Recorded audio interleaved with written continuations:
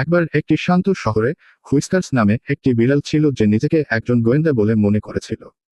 তার দিনের ঘটনাটি ছিল একটি নিখোঁজ কুখ্যাত মজা চোর একটি প্রতিবেশীর র্যাকুন চুরি করেছে বলে বিশ্বাস করা হয়।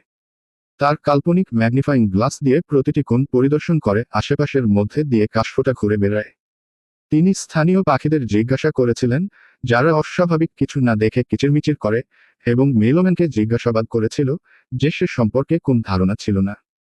তারপরে তিনি একটি সুতো দেখতে পেলেন, থাবা প্রিন্টের একটি পথ যা একটি বড়, সন্দেহজনকভাবে শান্ত ঝোপের দিকে নিয়ে যায়।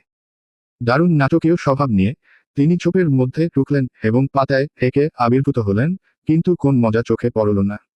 ঠিক তখনই র্যাকুনটি কাছের ট্রাশ ক্যান থেকে বেরিয়ে আসে, হারিয়ে যাওয়া মোজাটি তার পাঞ্জে ধরে এবং বেশ খুশি দেখায়। ফিক্স করা র্যাকুন তারপর মোজার দিকে এবং অবশেষে আবার র্যাকুনের দিকে তাকালো। র্যাকুনটি ঘাড় নেড়ে বলল, একটু মজা করার জন্য তুমি আমাকে দোষ দিতে পারবে না। ফিক্স করা নিরুৎসাহিত একটি ধনুক নিয়ে ঘোষণা করল, কেস বন্ধ।